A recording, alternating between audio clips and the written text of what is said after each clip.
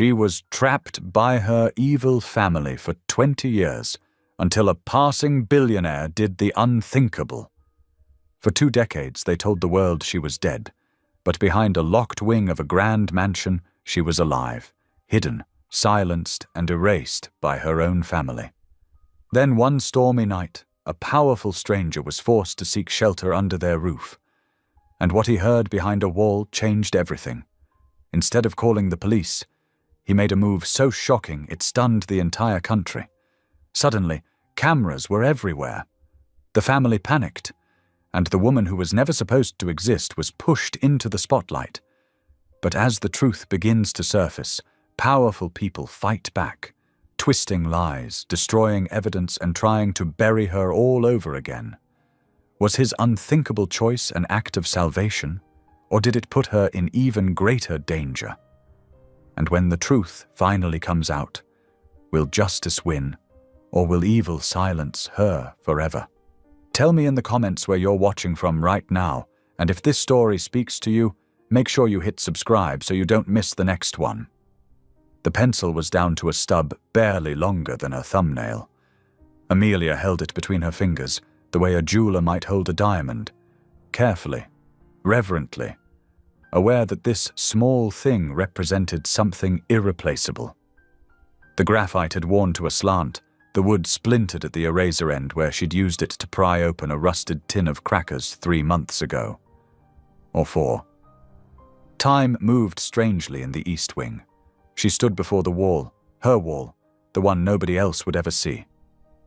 Tally marks covered the plaster in uneven columns, some neat and precise from the early years when she still believed someone would count them, others jagged and desperate from the years when she'd stopped caring about straight lines. 20 groups of 5, 400 individual marks, 20 years. Her hand trembled slightly as she added the final line, completing the set. The scratching sound seemed too loud in the silent room, though she knew it wouldn't carry past the thick walls, past the sealed door, past the family who had forgotten she existed. No, they hadn't forgotten. Forgetting implied accident. They remembered perfectly well. They simply chose to leave her here. Amelia stepped back, studying her work with the critical eye of someone who had nothing else to critique.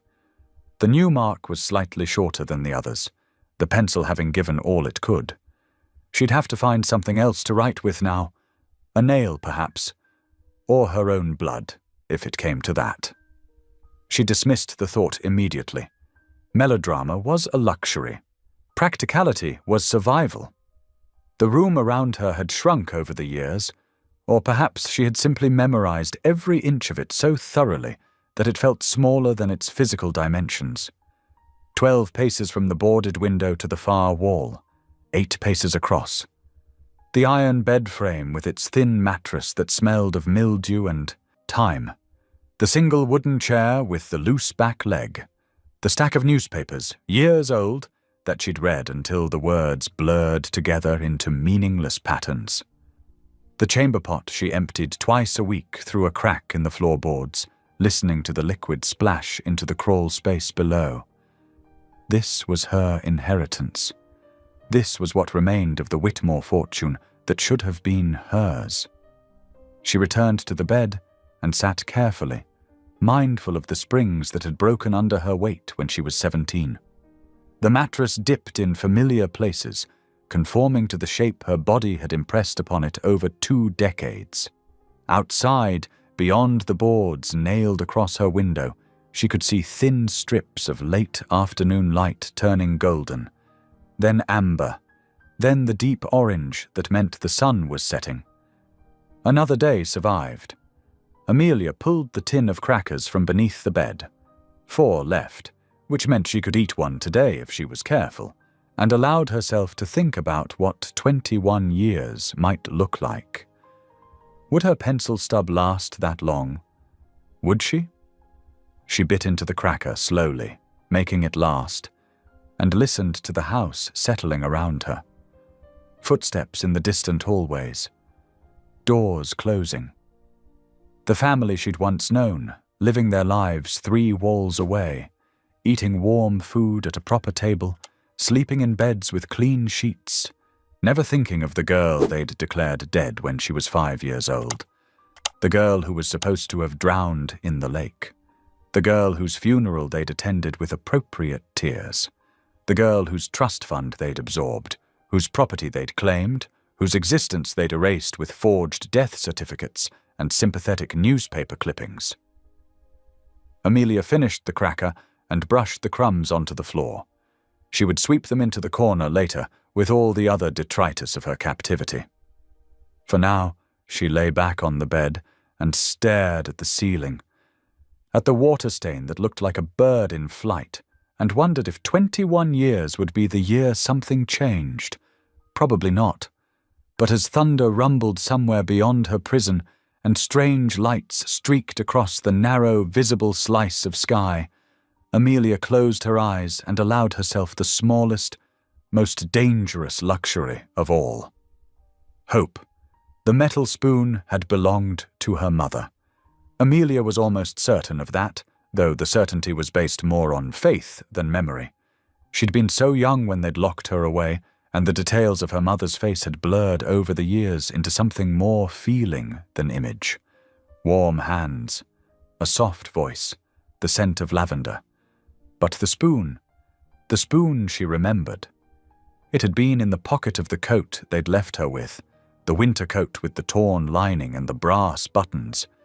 She'd found it months into her imprisonment, when she'd been frantically searching every seam and fold for something, anything, that might help her escape.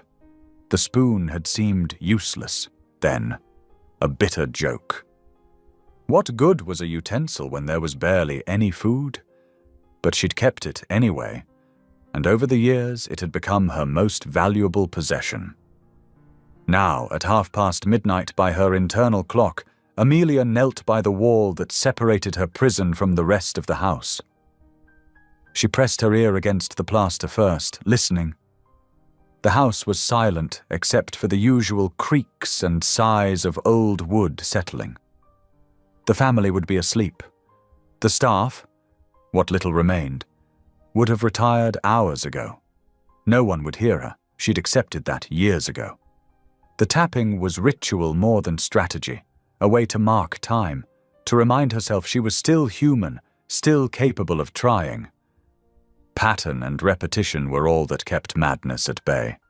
Tap, tap, tap, tap, tap, tap. Pause, tap, tap, tap, tap, tap, tap. She didn't know if it was actual code. She'd seen it in one of the old newspapers, something about prisoners of war communicating through walls. But the article had been torn, and she'd never learned the full system. So she'd invented her own. 3 sets ascending, 3 sets descending. Her heartbeat translated into metal against plaster. I am here. I am alive. Someone hear me. The spoon made a dull sound against the wall, not quite a tap, not quite a thud. After 20 years, there was a slight depression in the plaster where she always struck, a smooth concave bowl worn by repetition.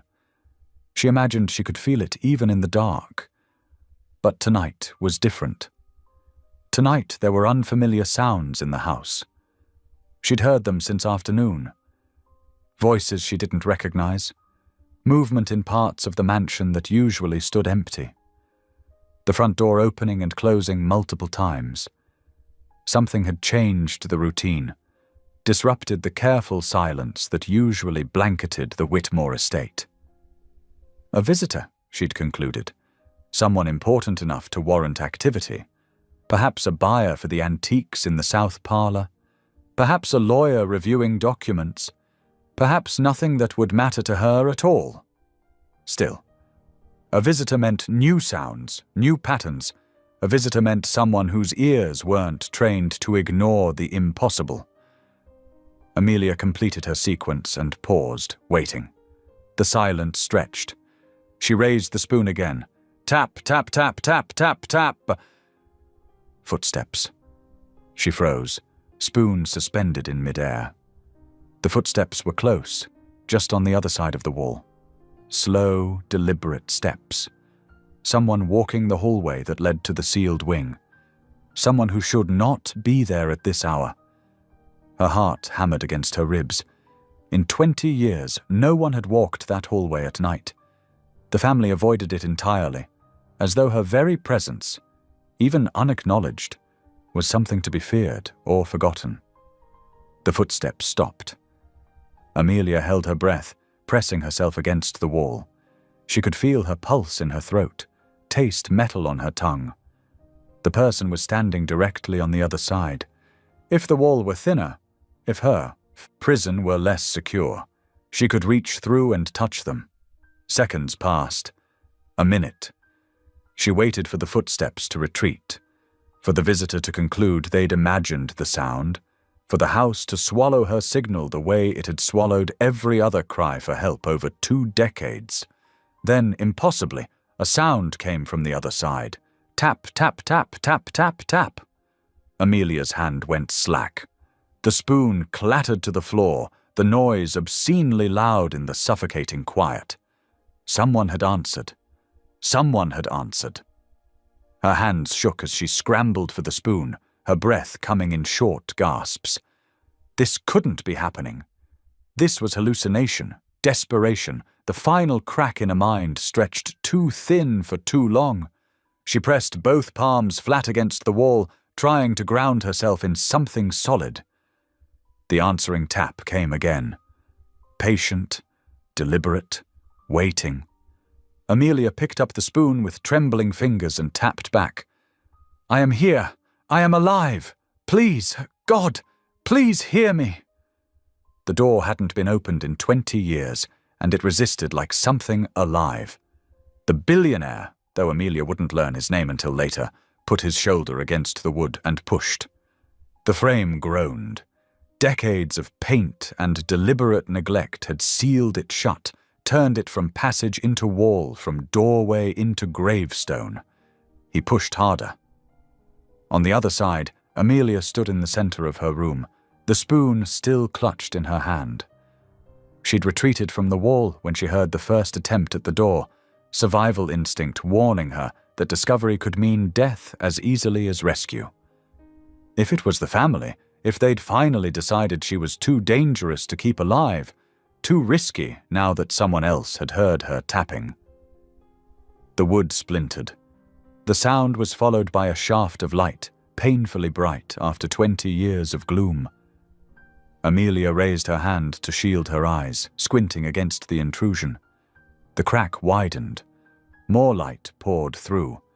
Then, with a final protest, the door wrenched open, swinging inward on rusted hinges that screamed. A man stood in the doorway, silhouetted against the hallway light. They stared at each other. Amelia saw him first as shape rather than detail. Tall, broad-shouldered, well-dressed even at 3 in the morning. His breathing was elevated from exertion, his posture alert but not aggressive. He held no weapon. That registered immediately. Whatever he'd come to do, he hadn't come to hurt her. As her eyes adjusted, she saw his face. Middle-aged, with silver threading through dark hair. Strong features softened by shock. He looked at her the way someone might look at a ghost, with disbelief, horror, and something else she couldn't name. "My God," he said quietly. His voice was cultured, educated, careful. "You're real." Amelia couldn't speak. Her throat had closed around words too large to fit through. She took an involuntary step backward, then forced herself to stop. Running was pointless.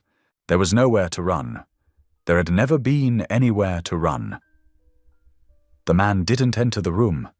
He stayed in the doorway, seeming to understand that crossing the threshold might break whatever fragile moment this was. "My name is Jonathan Pierce," he said, speaking slowly, as though addressing someone who might not understand English, or someone who might shatter. "I'm a guest of the Whitmore family. I heard someone tapping on the wall. I heard you." Amelia's fingers tightened around the spoon. Her voice when it finally emerged, was rough from disuse. She spoke carefully, her Midwest accent preserved like something pickled, unchanged by time or exposure. "What year is it?" Jonathan Pierce blinked. Of all the questions he might have expected, that clearly wasn't one of them. "It's 2024. He said. "December. What year did you—" He stopped, seeming to realize the implications of the question. His expression shifted into something harder, angrier. "How long have you been in here?" 20 years. The number came out flat. Factual. She'd said it to herself so many times it had lost emotional weight. "They said I drowned. They had a funeral. They took everything." She watched him process this, saw the moment he understood not just the imprisonment, but the erasure, the theft, the calculated cruelty of declaring a child dead while keeping her alive in a sealed room. "The Whitmores did this." His voice had gone quiet again, but there was steel underneath now. "Your family did this to you?" "They're not my family." Amelia's voice cracked slightly. "They were my guardians. After my parents died, they were supposed to—" She trailed off. What were they supposed to do? Love her? Protect her? Basic humanity seemed like too much to have expected, in retrospect. Jonathan took a careful step into the room, moving slowly, hands visible. Amelia noted the details. Expensive watch, well-made shoes, the kind of casual wealth that didn't need to announce itself. This was someone with resources, someone with power, someone who could either save her or make everything infinitely worse. "Are you hurt?" he asked. "Do you need medical attention right now?"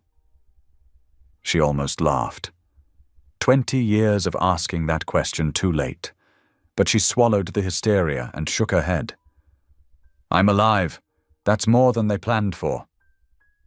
He studied her face, and she knew what he was seeing. A woman in her mid-20s who looked both younger and older than her years.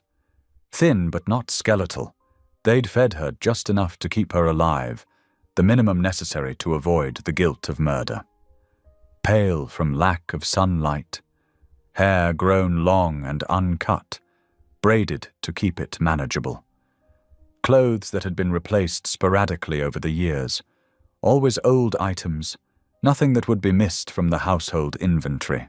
A prisoner, a ghost, a living accusation. "What's your name?" Jonathan asked. "Amelia." She paused, then added, "Amelia Whitmore.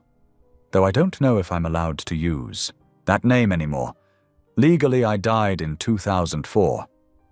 You're very much alive, Amelia Whitmore." He said it like a vow, like a promise. "And we're going to keep you that way." She wanted to believe him. God, she wanted to believe him. But 20 years had taught her that hope was the cruelest poison, and trust was a luxury she couldn't afford. "Why?" The question came out sharper than she intended. "Why would you help me? You don't know me. You don't know what they'll do if you— because it's right." He said it simply, as though morality were that straightforward, as though doing the right thing didn't come with consequences. "And because I can."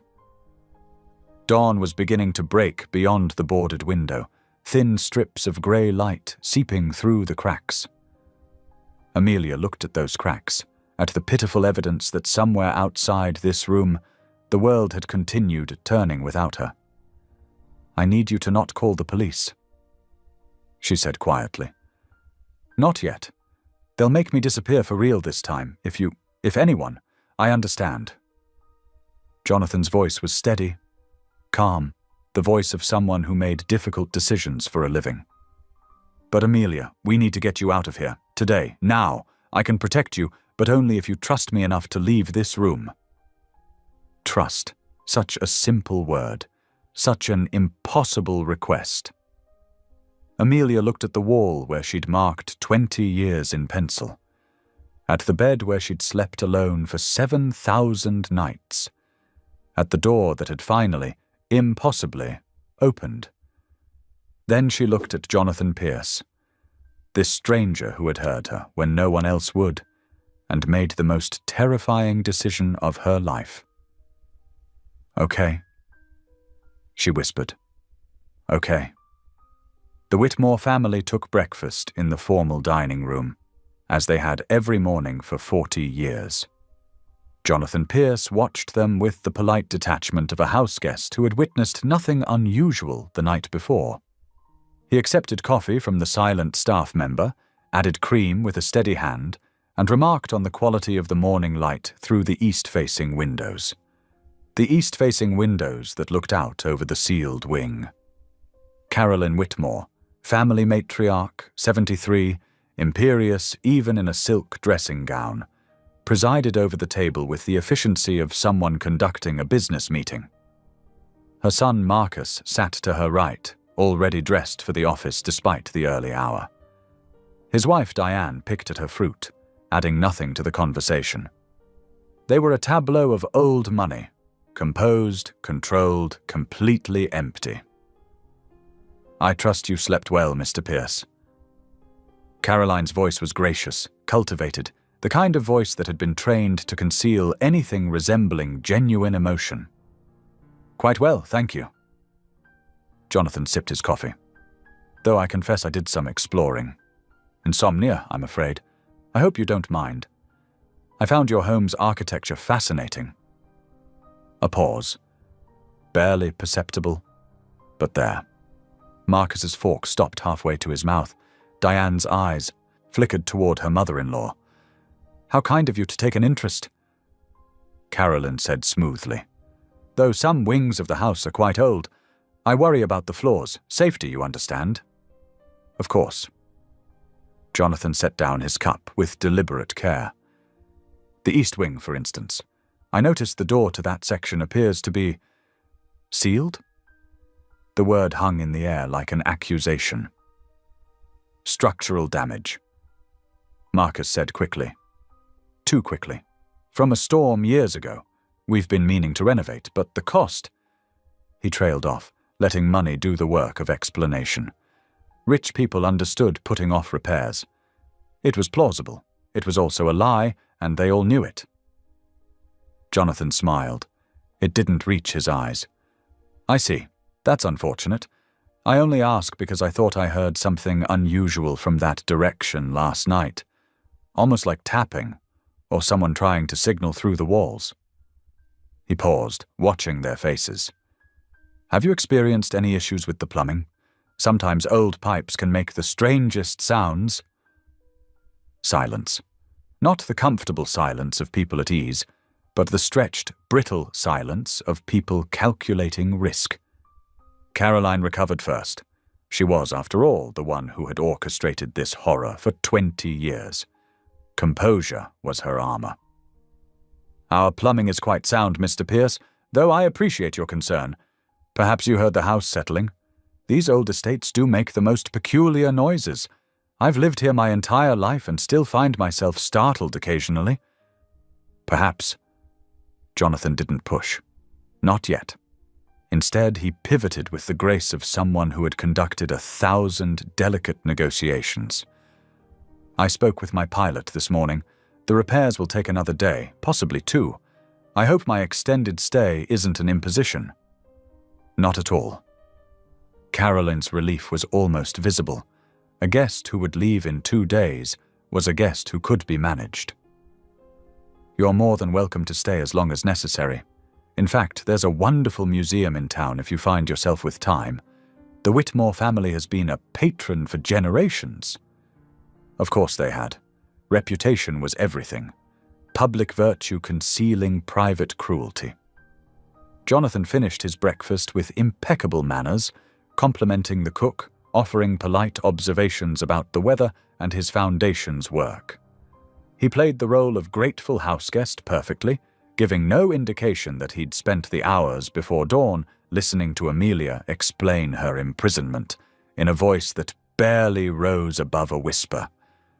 When the meal concluded, he excused himself with a slight bow.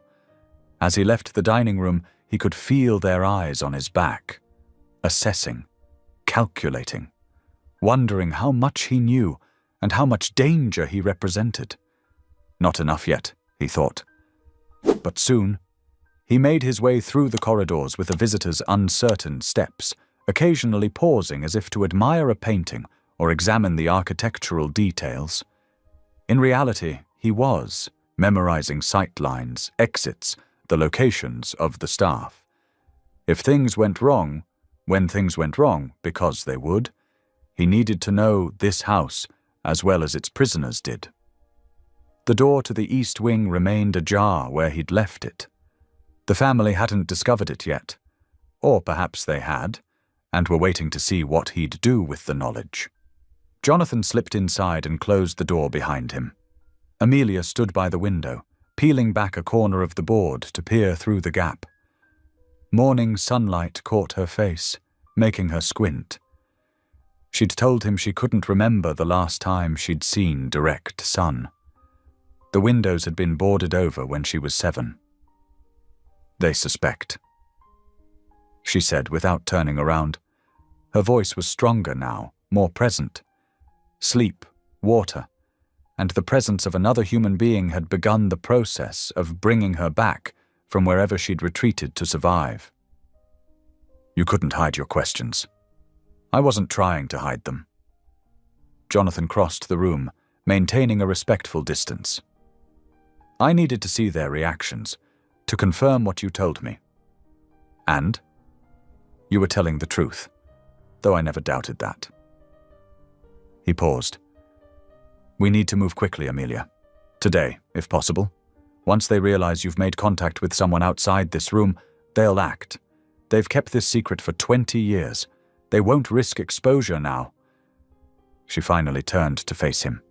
In daylight, even the thin, filtered daylight, she looked younger than she had at 3 in the morning.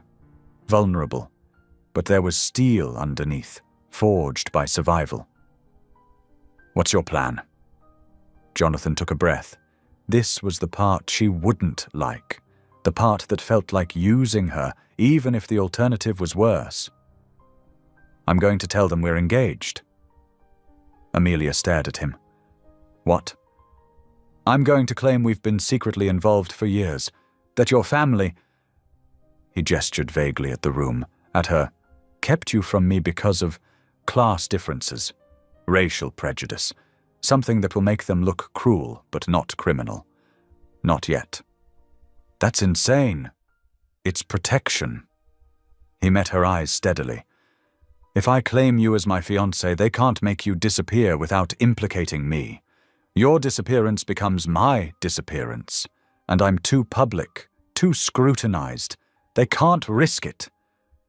"You're asking me to lie. I'm asking you to survive." His voice gentled.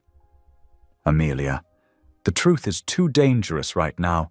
If we accuse them of imprisonment and fraud, they'll produce doctors who'll say you were institutionalized. They'll claim you're mentally ill, that your memories are delusions. They've had 20 years to prepare for this contingency. We need time to build a case, to find evidence, I have evidence." She crossed to the bed and reached underneath, pulling out a wooden box Jonathan hadn't noticed before. Inside were documents: birth certificate, school records, photographs, her mother's death certificate. They thought I'd forgotten where these were hidden. Or maybe they just didn't care. Dead girls don't need paperwork.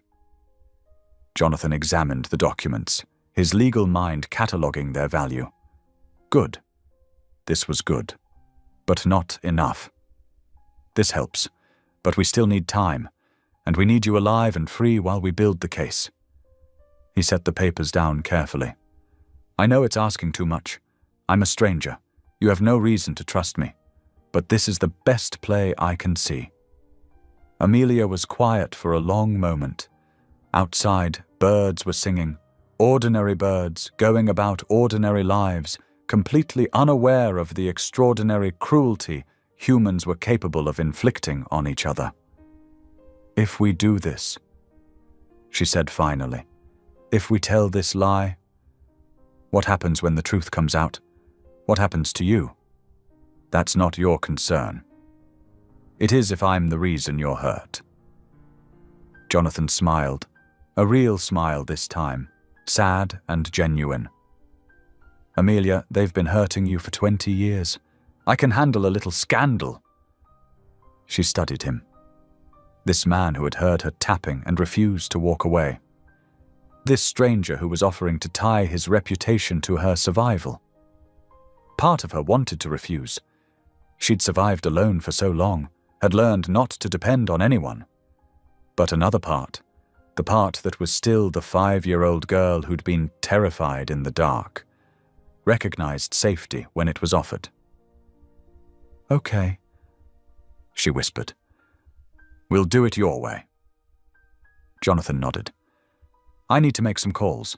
Prepare my legal team. By this afternoon, this house will be full of cameras. Can you do that? Can you face them?" "I've been facing darkness for 20 years," Amelia said quietly. "I think I can handle lights." The front steps of the Whitmore mansion had never seen this many cameras. Amelia stood behind the heavy oak door, one hand pressed against the wood, feeling the vibration of voices and movement on the other side. Jonathan stood beside her, his presence solid and steadying. "You can still change your mind," he said quietly. "We can find another way." She shook her head. There was no other way. They both knew it. This was spectacle as strategy, exposure as protection. If she stayed hidden, she remained vulnerable. If she stepped into the light, into his light, borrowed as it was, she became too visible to quietly eliminate. "How did they get here so fast?" Her voice trembled slightly. "I'm a public figure, and I made calls to ensure they'd come." Jonathan's tone was matter-of-fact. "When someone like me announces they're making a statement about a personal matter, especially from a location like this, media outlets respond. Some of those reporters have been circling for hours, since I first let it slip to my publicist that I had news."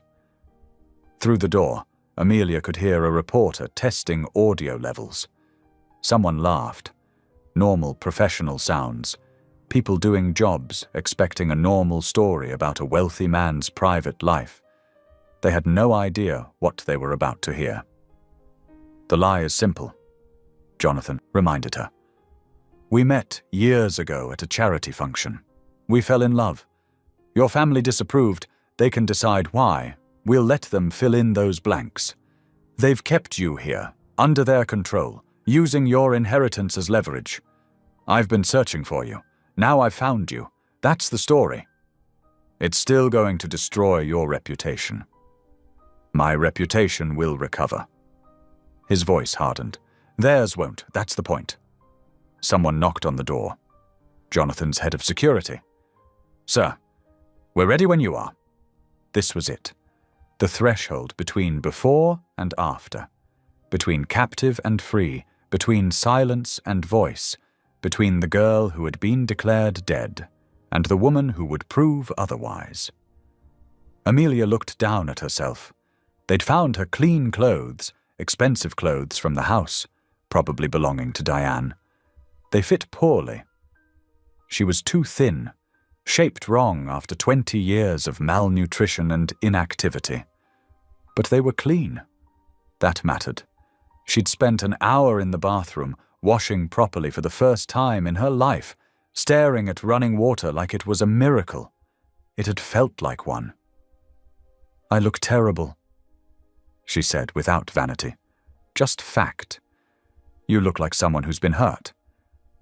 Jonathan met her eyes. That's what they need to see. Not perfection. Truth. He offered his arm. After a moment, Amelia took it. His sleeve was warm beneath her fingers, the fabric soft. Cashmere, probably. She'd read about cashmere in magazines back when she still believed the outside world might welcome her. The door opened. The sound hit her first. Voices overlapping, cameras clicking. The general chaos of 24 reporters trying to occupy the same space. Then the light.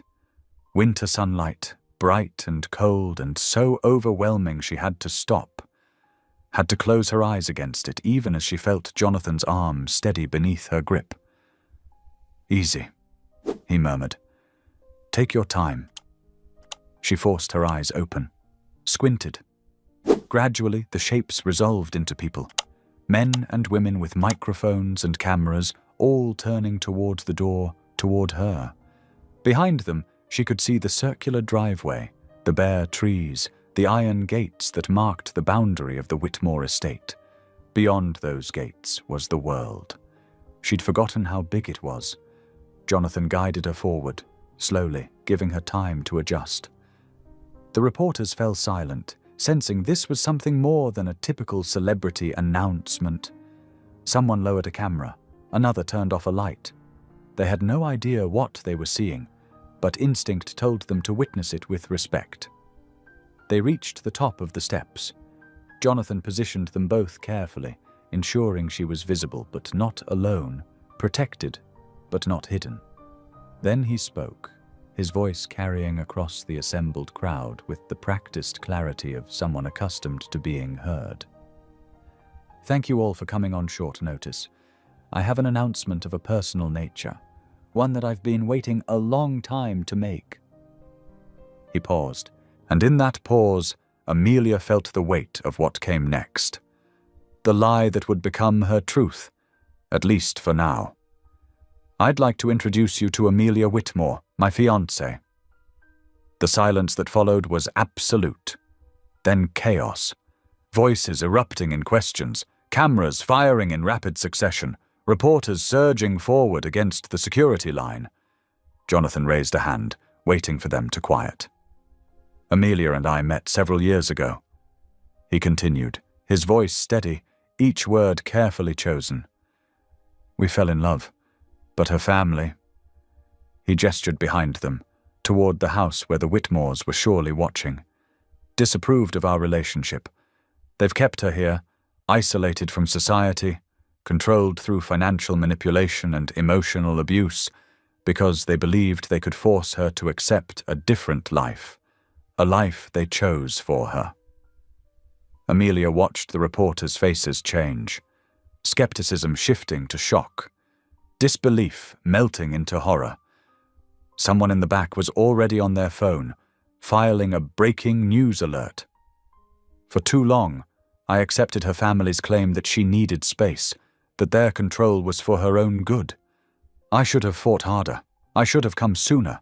But I'm here now, and Amelia is free. We wanted to make this announcement publicly because we believe the public has a right to know when wealth and family reputation are used as weapons against the vulnerable." It was brilliant. Amelia thought distantly. The lie contained just enough truth to feel authentic. The suggestion of abuse without specific accusations. The implication of wrongdoing that would force the Whitmores to respond carefully, knowing that anything they said might be used against them later. A reporter shouted a question.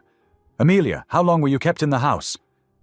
Jonathan's grip on her arm tightened slightly. They'd prepared for this. She didn't have to answer. But she found herself stepping forward anyway, leaning toward the microphones with a desperation that wasn't entirely strategic. When she spoke, her voice was soft but clear, carrying the accent of somewhere far away and long ago. "Too long," she said. "I was kept here too long." The clicking cameras increased. Someone called out another question, but Jonathan was already guiding her back, protecting her from the surge of attention.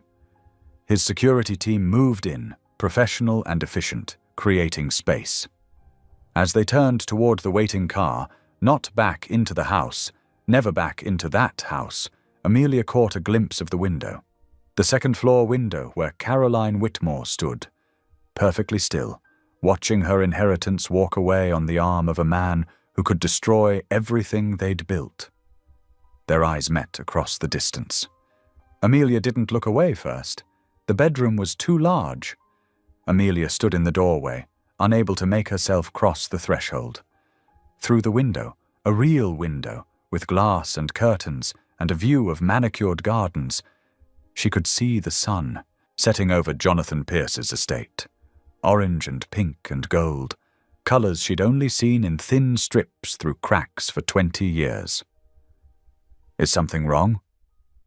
The housekeeper, Mrs. Chen, she'd said her name was Mrs. Chen, watched her with gentle concern. Would you prefer a different room? Something smaller, perhaps? Smaller. Yes. Small was safe. Small was comprehensible.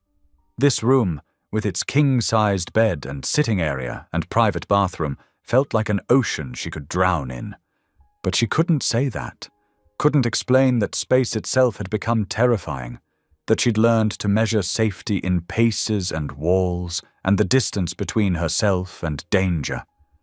This room had no such measurements. It simply was. It's perfect. Amelia lied. Thank you. Mrs. Chen smiled, though her eyes suggested she understood more than Amelia was saying. There's a bathroom through that door. Fresh towels, toiletries, whatever you need. And this... She crossed to the nightstand and picked up a small device. Is a call button. If you need anything at any time, day or night, you just press this and someone will come. You're not alone here. Not alone. The words felt foreign. Dinner will be ready in an hour. Mrs. Chen continued. But if you'd prefer to eat here, in your room, that's perfectly fine. No one will judge you. And if you'd rather sleep first or just rest, that's fine too. There are no rules here, Amelia. No expectations. This is your space, and you get to decide how to use it. Your space. Your choice. Your decision. Amelia nodded, not trusting her voice. Mrs. Chen withdrew quietly, closing the door with a soft click that somehow didn't sound like a lock. Because it wasn't a lock. Because she could open that door whenever she wanted. Because she was free. The thought made her lightheaded. She moved into the room carefully, testing each step as if the floor might give way. The carpet was thick beneath her bare feet. The air smelled clean, like lavender and something citrus. Normal smells, home smells, the kind of environment most people took for granted. The bathroom made her cry. She didn't mean to. She'd held herself together through the press conference, through the car ride, through the brief introductions to Jonathan's staff. She'd been strong because strength was survival, and survival was all she knew. But the bathroom? It had a shower, a bathtub, a toilet that flushed, a sink with hot and cold water that ran clear and clean, towels so soft they felt like clouds, soap that smelled like honey, shampoo, conditioner, a mirror. Amelia looked at her reflection and barely recognized the woman staring back. Thin face, hollow eyes, hair that hung limp despite being washed that morning. Skin that hadn't seen real sunlight in 2 decades, pale as paper. She looked like a ghost. She looked like exactly what she was. Someone who had survived, but barely. The tears came silently, efficiently, years of practiced quiet even in grief. She slid down the wall and sat on the bathroom floor, arms wrapped around her knees, and let herself break in, a way she'd never allowed herself to break before. Because in the East Wing, breaking was dangerous. Breaking meant giving up, and giving up meant dying. But here, in this absurdly large bathroom in this ridiculously safe house, she could break a little, just a little. She didn't know how long she sat there. Long enough for the sunset to fade, long enough for the automatic lights to flicker on, gentle and warm, long enough for her tears to stop and her breathing to steady. Eventually she stood, splashed cold water on her face, looked at herself again. You're free, she told her reflection, testing the words, seeing if they felt true. They didn't. Not yet. Freedom was too big a concept, too abstract. But safety she could almost believe in, and safety was a start. She returned to the bedroom and approached the bed with the same caution she'd approach a wild animal. The comforter was white, pristine, probably worth more than everything she'd owned in her entire life combined. She touched it carefully, testing the texture. Soft. So soft. After 20 years on a thin mattress with springs that dug into her back, this bed looked like heaven. She sat on the edge. Then, feeling daring, lay down properly. Flat on her back, arms at her sides, staring at the ceiling. The mattress seemed to embrace her, conforming to her body in a way that felt uncomfortably intimate. She could spread her arms and legs and not reach the edges. She could roll over without hitting a wall. The space made her breathless, a soft knock at the door. "Amelia!" Jonathan's voice. "May I come in?" She sat up quickly, tugging her clothes straight. "Yes." He entered, carrying a tray. The smell of food made her stomach clench with immediate, desperate hunger and immediate distrust. Food was rationed. Food was earned. Food was never just given. "I thought you might prefer to eat alone tonight," Jonathan said, setting the tray on the small table by the window. "But I wanted to check on you. Make sure you had everything you needed." Amelia stared at the tray. Soup, bread, what looked like chicken, vegetables, a glass of water, a glass of what might be juice, portions that seemed impossibly large. "This is too much food," she said quietly. "You don't have to eat it all." He pulled out the chair, a gentle invitation. "But it's there if you want it. And there's more in the kitchen, always. You won't ever go hungry here, Amelia. That's a promise." She wanted to believe him. But 20 years of rationing, of making 4 crackers last a week, of measuring survival in calculated calories, that didn't just disappear because someone said it was safe now. Still, she sat, because even if she didn't believe it yet, part of her wanted to try. Jonathan moved toward the door, giving her privacy. But she stopped him. "Thank you," she said. Simple words, inadequate words, words that couldn't possibly convey what he'd done by forcing open that door, by lying to protect her, by offering his home as sanctuary. He turned back, and something in his expression softened. "You don't have to thank me for basic human decency, Amelia, but you're welcome anyway." After he left, she ate slowly, carefully, waiting for the other shoe to drop. Waiting for someone to take the food away, to tell her she hadn't earned it, to punish her for wanting more than survival. No one came. She ate until her stomach felt uncomfortably full, then stopped, guilt and joy warring in her chest. Then, because she could, because there were no rules here, she carried the tray to the bathroom and took a shower. The hot water ran for as long as she wanted it to. That night, lying in a bed too large and soft to comprehend, in a room with a door that didn't lock from the outside, Amelia stared at the ceiling and tried to understand what freedom might feel like.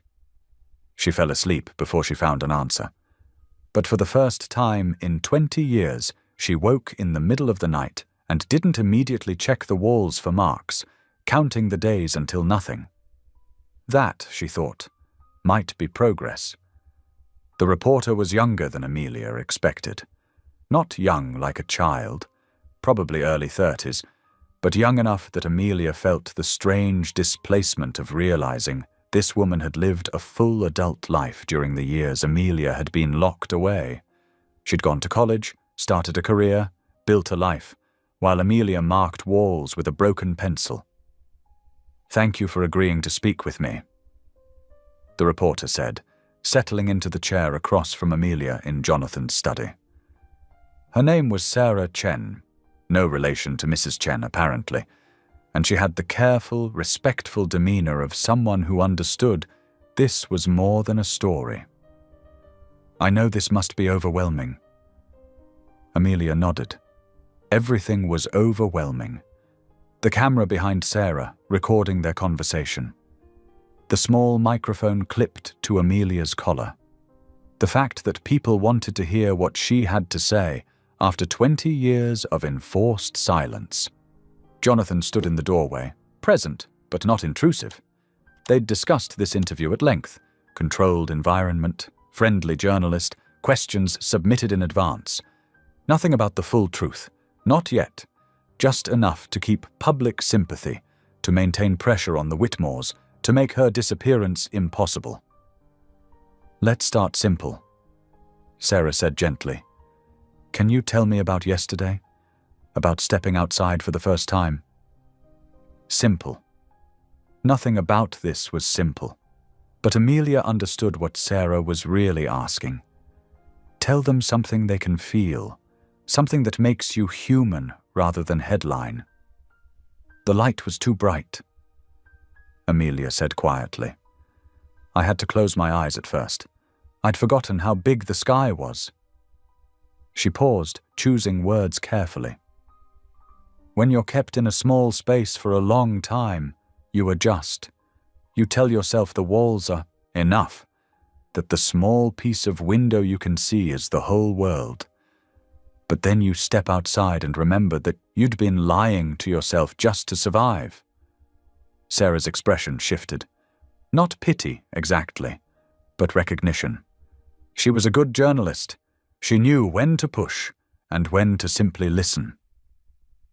"The Whitmore family has issued a statement claiming you were receiving private medical care, that your seclusion was voluntary for your own well-being."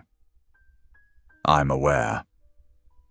Amelia had read the statement that morning, each lie carefully constructed to sound like care. They're very good at making cruelty sound like compassion. "But you're saying it wasn't voluntary?" This was the line they'd discussed. The truth without accusation, facts without fury. "I was 5 years old when they locked the door," Amelia said. "I don't think 5-year-olds volunteer for anything. I think adults make choices for them, and children either survive those choices or they don't." "And you survived?" "Yes." The word came out harder than she intended. "I survived." Sarah glanced at her notes. "There's been a lot of speculation about your relationship with Jonathan Pierce. Some outlets are questioning the timing of his involvement, whether this is—" She hesitated, choosing words carefully. "A publicity arrangement." Amelia almost smiled. If only they knew how accurate that speculation was. "Jonathan heard me when no one else would," she said, which was completely true. "He opened a door that had been sealed for 20 years. He gave me a choice when I'd been given none. If people want to question that, they can. But I know what he did for me, and I know what I'd still be facing if he'd walked away." It wasn't a declaration of love. It was something more honest, a statement of debt and gratitude and strategic alliance. Sarah seemed to understand the distinction. "What do you want people to know?" Sarah asked. "If there's one thing you could tell everyone watching this, what would it be?" Amelia was quiet for a long moment. This was the question that mattered. This was where she could shape the narrative, could begin to claim her own voice after 2 decades of silence. "I want people to know that cruelty doesn't always look like violence," she said finally. "Sometimes it looks like locked doors and missing paperwork and families who smile at funerals. Sometimes it's quiet and systematic and dressed up as protection." She met Sarah's eyes directly. "And I want people to know that surviving isn't the same as living. But it's a start." The interview aired that evening. Amelia watched it in Jonathan's study, sitting in the same chair, seeing herself on screen like watching a stranger. The woman in the video looked fragile but composed, speaking in a steady voice about unspeakable things. The comments began rolling in almost immediately. "She's so dignified. 20 years, I can't even imagine. The way she talks about survival. God, those Whitmores should rot," but it was the other comments, the ones from older women, that caught Amelia by surprise. "My grandmother was locked away in the 1950s. The family said she was delicate. This brought it all back. She reminds me of my mother. That same quiet strength. That same refusal to scream. Women of her generation were taught to endure. She's from another time, and somehow that makes this even more heartbreaking. Another time. Amelia realized with a strange jolt that to these viewers, she was a historical artifact. Someone whose speech patterns, whose mannerisms, whose way of being in the world was frozen in the early 2000s. She'd missed smartphones and social media and whatever cultural shifts had happened while she was marking walls. She was a ghost from the past, suddenly thrust into a present she didn't understand. "You did well," Jonathan said, entering the study with 2 cups of tea. He set one beside her, the gesture becoming familiar. "The public response is overwhelmingly in your favor." The Whitmores released another statement. Amelia gestured to the laptop screen where a news article was already analyzing the family's response. "They've hired lawyers, real ones." "I expected that." Jonathan settled into the opposite chair. "They're going to fight." "But Amelia, we knew they would. That's why we built the narrative carefully. That's why your interview was so important. It establishes you as credible before they try to tear you down." Credible. Such a clinical word for whether people would believe her pain was real. Amelia sipped the tea. Chamomile. She thought, though she wasn't certain. She'd lost track of what different teas tasted like. What happens when they find out we're not really engaged? When the lie falls apart? Then we tell a different truth. Jonathan's voice was calm, measured, the voice of someone who'd navigated scandals before. "But by then you'll have legal standing, you'll have evidence, you'll have public support. The engagement is scaffolding, Amelia. It's temporary support while we build something more permanent underneath." She wanted to believe him, but temporary things had a way of becoming permanent, and lies had a way of becoming more real than the truth. "I should rest," she said, standing. The exhaustion was sudden and overwhelming, as if the interview had drained whatever reserves she'd been running on. "Tomorrow there's the deposition and—" "Amelia." Jonathan stood as well, his expression gentler. "You don't have to do everything at once. You've spent 20 years surviving. You're allowed to take time to just be. Just be." As if she knew how to do that anymore. As if existence without purpose or strategy or constant vigilance was something she remembered. "Good night, Jonathan," she said quietly. "Good night." Back in her room, she was starting to think of it as her room, which felt both comforting and dangerous. Amelia prepared for bed with the methodical care that had become second nature. She hung up the clothes they'd given her. She washed her face. She checked the door lock 3 times, even though she knew it didn't lock from the outside, knew she wasn't trapped, knew this was different. Habits from captivity died slowly. She was pulling back the covers when she noticed something odd about the coat hanging in the closet. The winter coat they'd found for her, actually, she realized now, it was her winter coat. The one from the East Wing. The one with the torn lining. Someone had folded it carefully, placed it in the closet like it was worth keeping. Amelia pulled it out, running her fingers over the worn fabric. She'd been wearing this coat the day they'd locked her away. 5 years old, confused, terrified, clutching her mother's hand until her mother was gone and she was alone.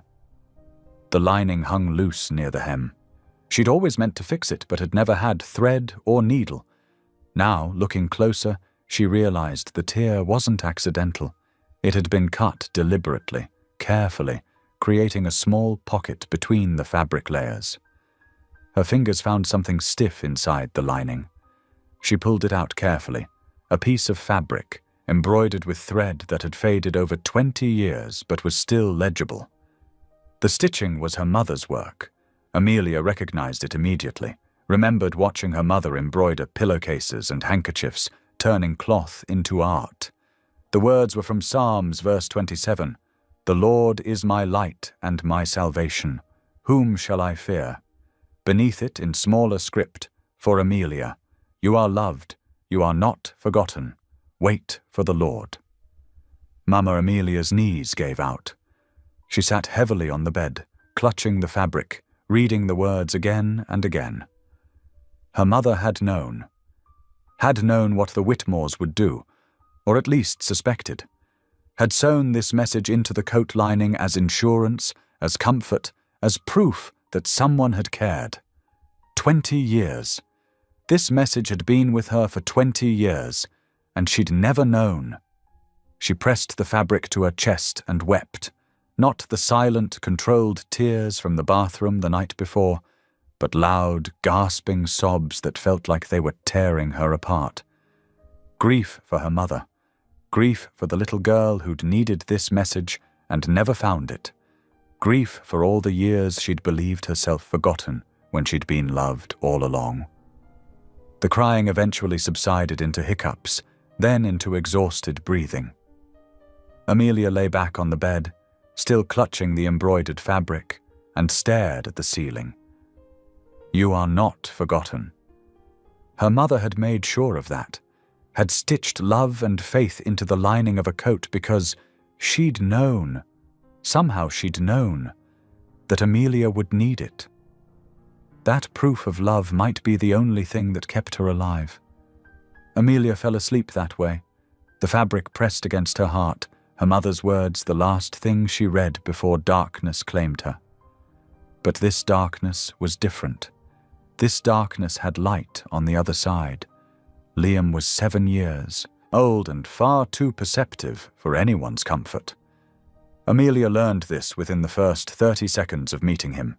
She'd been in the garden, another marvel, the ability to walk outside without permission, when she heard footsteps on the gravel path. She turned, expecting Jonathan or Mrs. Chen, and found herself face to face with a small boy holding a soccer ball. He studied her with the frank, unself-conscious curiosity of childhood. Dark hair like his father's, serious brown eyes that suggested he spent a lot of time thinking about things most 7-year-olds didn't worry about. "You're Amelia," he said. Not a question, a statement. "I am." She wasn't sure what the protocol was for talking to children. She'd been one once, but that felt like several lifetimes ago. "You must be Liam. Dad said you'd been hurt and needed help." He kicked the soccer ball idly, still watching her. "Did the Whitmores hurt you?" The directness of the question startled her. Adults circled around the truth, with euphemisms and careful language. This child simply asked. "Yes," Amelia said, deciding honesty was less complicated than evasion. "They did." Liam nodded, as if this confirmed something he'd already suspected. "Are you scared they'll come back?" "Sometimes. Dad won't let them." He said it with complete certainty, the kind of faith children have in their parents before the world teaches them that adults are fallible. He's good at protecting people. I'm learning that.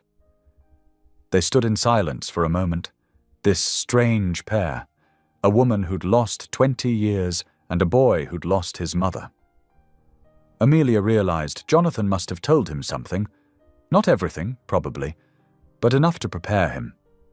Enough to explain why there was suddenly a stranger living in their house. "Do you want to play?" Liam asked, gesturing at the soccer ball. The question was so normal, so wonderfully ordinary, that Amelia almost laughed.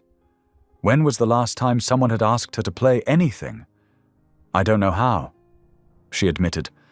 "I mean, I knew once, but it's been a very long time." "That's okay, I can teach you." He was already moving, positioning the ball, demonstrating a kick with exaggerated slowness so she could follow. "See? Just hit it with the inside of your foot. Not too hard." Amelia tried. Her coordination was terrible. 20 years of minimal movement had left her awkward and uncertain in her own body. The ball rolled weakly to the side, but Liam just retrieved it and passed it back, patient in the way children sometimes are when they've decided you're worth the effort. They played, if it could be called playing, for maybe 10 minutes. Amelia missed more kicks than she made. Her breathing became labored embarrassingly quickly. But Liam didn't seem to mind. He adjusted his passes to accommodate her limitations, celebrated when she actually made contact with the ball, narrated techniques she'd forgotten or never learned. It felt like therapy, like reclaiming, something she'd lost without knowing its name. Eventually she had to stop, overwhelmed by exertion and emotion. She sat on a nearby bench, and Liam joined her without prompting, leaving the ball forgotten on the grass. "My mum died," he said suddenly, staring at his sneakers. 2 years ago. Cancer." Amelia went still. Jonathan hadn't mentioned this, but it explained things. The sadness in Liam's eyes, the protective way Jonathan spoke about his son, the careful gentleness with which the household operated. "I'm sorry," she said quietly. Inadequate words, but true ones. Everyone says that. Liam kicked his feet against the bench. "But you sound like you mean it, like you know what it's like to lose someone." "I do." Her parents, her childhood, 20 years of life. So many kinds of loss she'd stopped counting. Dad tries really hard. Liam continued, his child's voice carrying adult observations. "He works a lot because he says helping people makes the hurt less, but I think he's just lonely and doesn't want to say it." Amelia looked at this 7-year-old who spoke like someone much older and felt a strange kinship. They'd both been shaped by loss. They'd both learned to read the silences around them, to understand what adults didn't say. "Can I ask you something?" Liam turned to face her fully. "Are you going to stay?" The question hit harder than it should have. "I don't know," Amelia said honestly. "I hope so. But I'm not sure how long your father will want me here." "He wants you here," said with the absolute confidence of a child who'd overheard conversations, who'd seen the way his father's expression shifted when he talked about Amelia's case. "And I want you here too. It's nice having someone else around, someone who's sad like me but trying to be brave anyway." Amelia's throat tightened. "You think I'm brave?" "You got out of that room, didn't you?" Liam shrugged, as if this were obvious. "That's pretty brave." They sat together in comfortable silence, watching the afternoon light shift across the garden. Birds sang in the trees. Amelia still marveled at birds, at their freedom of movement, their easy access to sky. A breeze carried the scent of flowers whose names she'd forgotten. "Liam," she said carefully, "thank you for teaching me to play, and for talking to me like—" She paused, searching for the right words. "Like I'm a person, not a story or a problem to solve, just a person." "You are a person," Liam said matter-of-factly. "A sad person who's getting less sad. I can tell." That evening, as the sun set over Jonathan's estate, Amelia found Liam in the same garden. He was lying on his back in the grass, staring up at the sky as it transformed through shades of orange and pink and purple. "Room for one more?" she asked. He scooted over without speaking, making space. Amelia lay down beside him, feeling the cool grass against her back, seeing the sky without obstruction for only the 3rd or 4th time in her adult life. No boards, no bars, no narrow strip of visibility. Just sky, vast and endless and impossibly beautiful. "I do this every night," Liam said quietly. "Watch the sunset. Mom used to do it with me. She said every sunset was different, like the universe was painting just for us." "Your mother was right. Do you miss your mum?" "Every day." Amelia's voice cracked slightly. "But especially now. I wish she could see that I made it out, that I survived. Maybe she can see. Liam pointed at a particularly bright star emerging in the darkening sky. That one's my mum. Dad says it's actually Venus, but I pretend it's her watching over us. Amelia looked at the star that wasn't a star and felt something shift in her chest. This child, who'd lost so much, still found ways to locate beauty and hope in the world. Still believed in watching over, in being seen, in the possibility that love might transcend absence. "That's a good star," she said. "Yeah." Liam was quiet for a moment. "Amelia, when you were locked up, did you ever watch the sky?" "Sometimes, through cracks in the boards, but I couldn't see much." "That must have been really hard." "It was." She swallowed. "But I'm here now. I can see everything now." "Everything's pretty big when you haven't seen it in a while, huh?" "Very big." They lay there until the stars began to multiply, until the sky darkened to deep blue and then to black, studded with points of light. Amelia felt the enormity of space above her, felt the earth solid beneath her, felt the presence of this small boy who'd decided she was worth befriending. "I'm glad you're here," Liam said drowsily. "I think Dad is too, even if he doesn't say it exactly like that." "I'm glad I'm here too." Liam sat up eventually, brushing grass from his clothes. "We should go in. Dad worries if I stay out too late." He offered his hand to help Amelia up, a child's hand, small and trusting and surprisingly strong. As they walked back to the house together, Amelia realized something that felt both terrifying and wonderful. She was starting to feel like she belonged here, not as a guest or a rescued victim or a legal complication, but as a person who had a place in this small, wounded family. It was temporary, she reminded herself. Strategic. Just until the legal case was resolved, just until she could stand on her own, just until... But Liam was chattering about tomorrow. Could they play soccer again? Would she like to see his Lego collection? Did she want to help him make pancakes for breakfast? And Amelia found herself saying yes to all of it, found herself planning for a future that extended beyond survival. That night, lying in her too large bed in her too safe room, Amelia thought about Liam's question. "Are you going to stay?" She still didn't have an answer, but for the first time in 20 years, she wanted one. The courthouse steps were marble and unforgiving beneath Amelia's feet. She stood between Jonathan and Marcus Webb, his lead attorney, feeling the weight of cameras tracking her every movement. 2 days of preparation had brought them to this moment, the preliminary hearing that would determine whether the Whitmore assets could be frozen while investigations proceeded.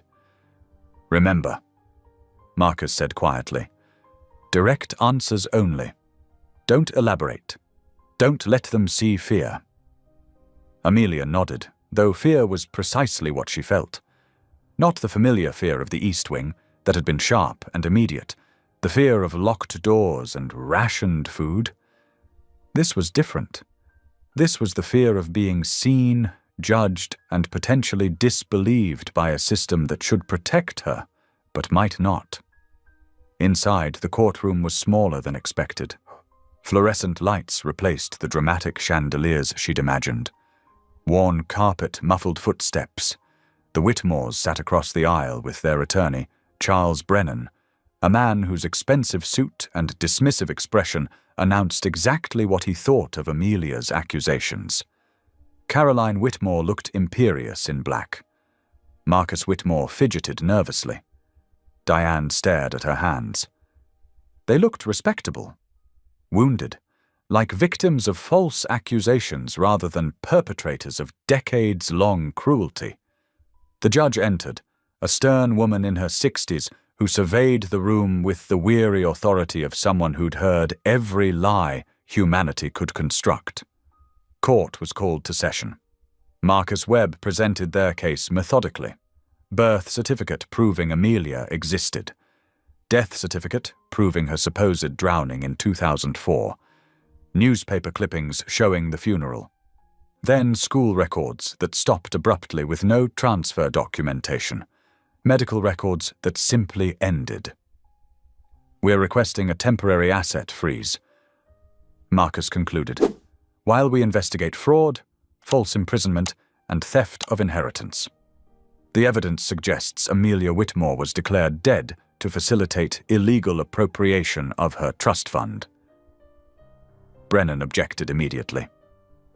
Your Honor, this is transparent financial manipulation. My clients have documentation showing Ms. Whitmore received private psychiatric care following a severe mental health crisis. Her current allegations are consistent with documented delusional patterns. Documentation? Marcus interrupted smoothly. Mr. Brennan claims evidence exists but has provided nothing to this court. Meanwhile, we have physical proof Ms. Whitmore was confined to the Whitmore estate for 20 years. The arguments flew back and forth, legal artillery Amelia barely understood. She watched the judge's face, trying to read her thoughts. Sympathy? Skepticism? Professional neutrality? Finally, the judge raised her hand. I'd like to hear from Ms. Whitmore directly. Amelia's heart stopped. This wasn't scheduled. Her testimony was supposed to come later, after more preparation. Ms. Whitmore, approach the witness stand. The walk felt infinite. She was sworn in, hand on Bible, repeating words about truth. Then she sat, exposed under fluorescent lights, with everyone watching. Ms. Whitmore, the judge said, were you confined against your will? Yes, Your Honor. For how long? 20 years, since I was 5 years old. And did you have access to medical care, education, or contact with anyone outside the household? No. Amelia's voice was steady despite the trembling in her hands. I was locked in the East Wing. They pretended I didn't exist. Brennan shot to his feet. Objection. Without medical evaluation, sit down, Mr. Brennan. The judge said coldly. I asked a question. You'll present your evidence when you actually have some. She turned back to Amelia, studying her with penetrating attention. Ms. Whitmore, I'm granting a temporary asset freeze pending full investigation. I'm also ordering independent medical evaluation by a court-appointed physician. She looked at Brennan. If your clients have psychiatric documentation, I expect to see it. Actual documentation, not claims. We reconvene in 2 weeks. The gavel struck. Court adjourned. That evening, Jonathan's legal team celebrated in his study. Wine flowed. Congratulations echoed. They'd won the first battle. The asset freeze meant the Whitmores couldn't hide money or liquidate holdings. But Amelia felt detached from the victory. She sat in the corner with untouched wine, watching the attorneys congratulate each other. This was their professional achievement. For her, it was survival. And survival didn't feel like celebration even when you were winning. You did beautifully, Marcus said, sitting beside her. The judge believed you. That's half the battle. What's the other half? Proving it definitively. He sipped his wine. But I'm confident. The truth is on our side.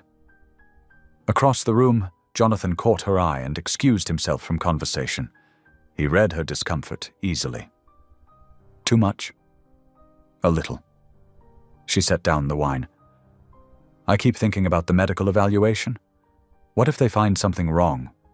What if 20 years left damage they can use against me? Any damage will only support your case, Jonathan said firmly. Scars are evidence, Amelia, not liability. She nodded but couldn't shake the feeling of being dissected, reduced to symptoms instead of a person with a story. I should rest, she said.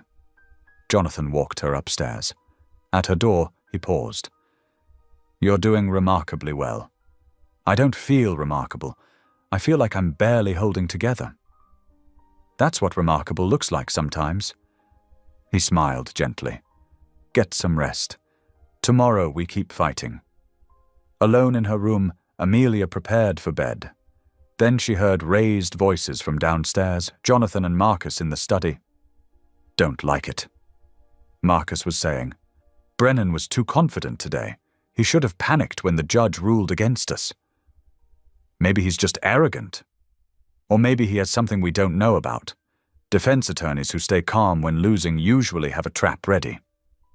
Amelia closed her door, quietly, heart hammering. She'd known the Whitmores wouldn't surrender easily. But hearing it stated so plainly made the danger real.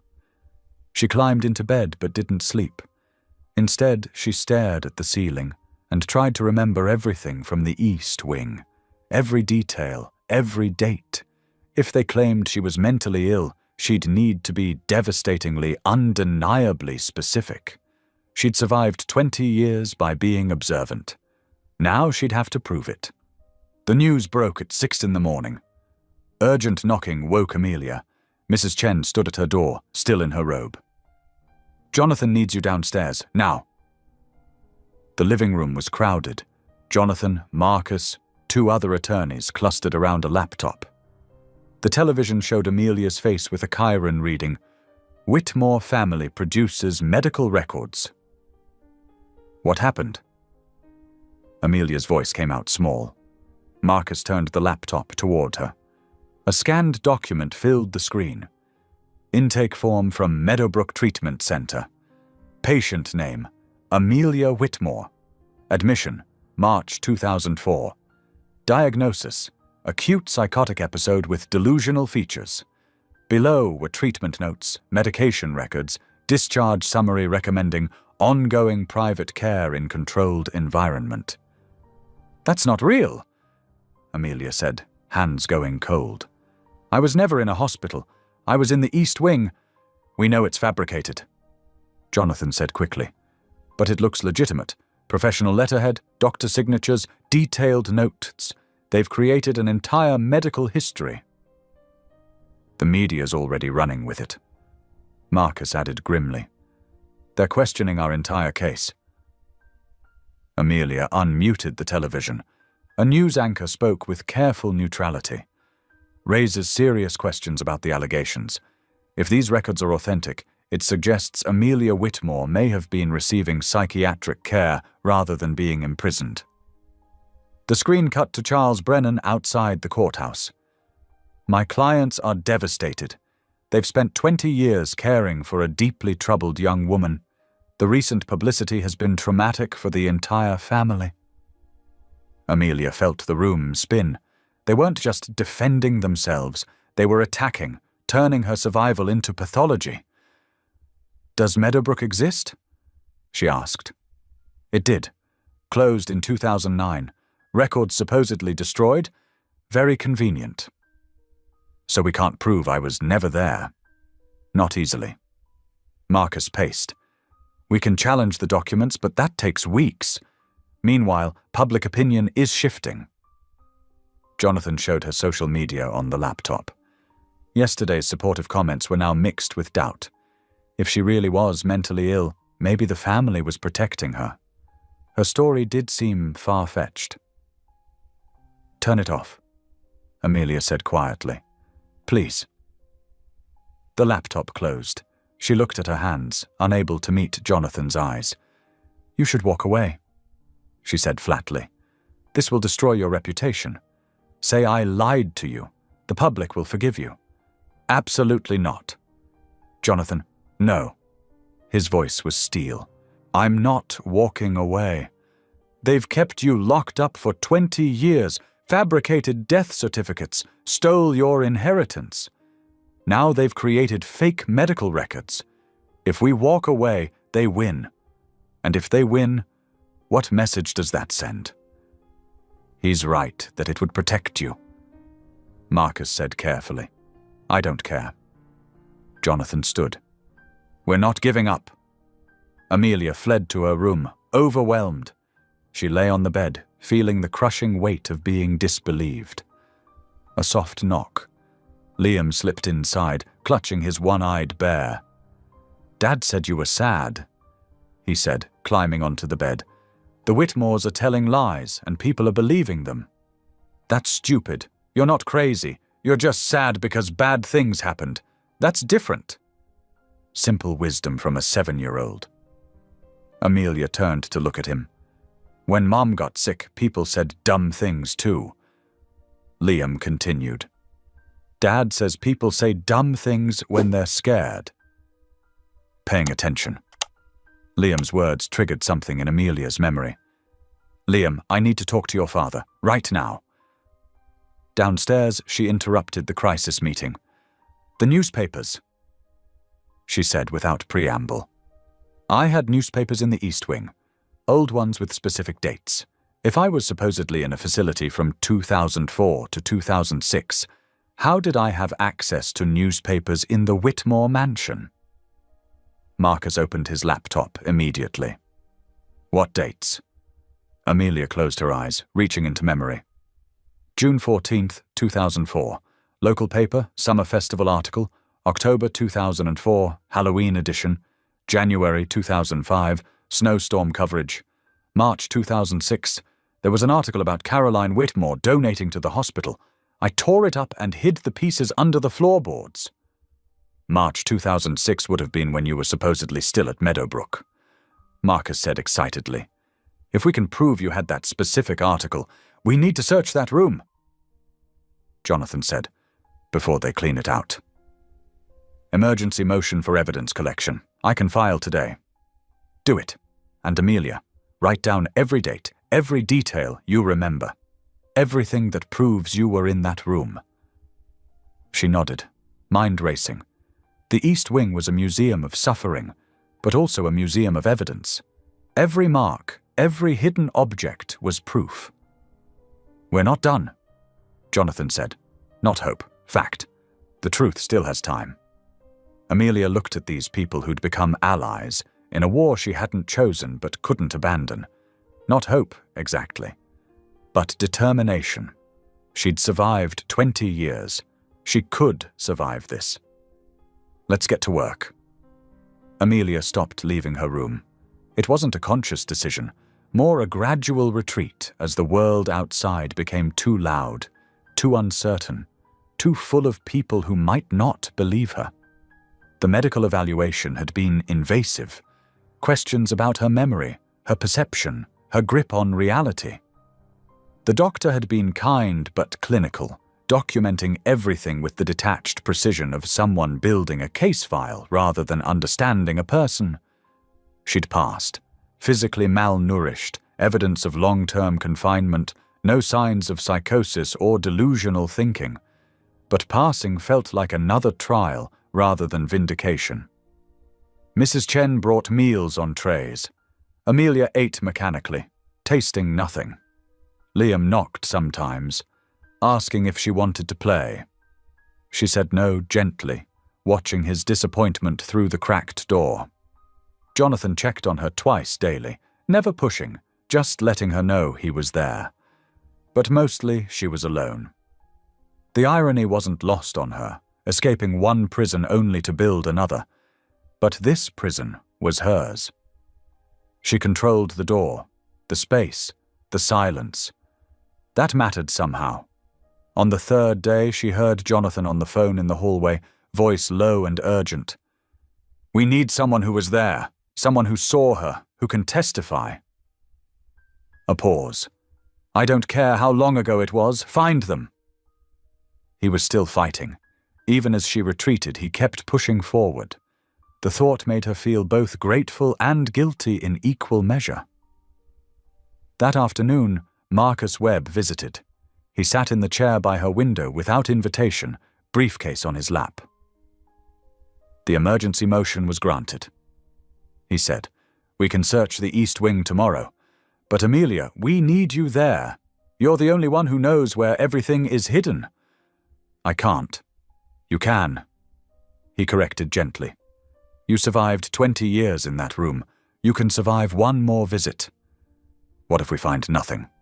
What if I'm wrong about the newspapers? Then we find something else, but we don't give up.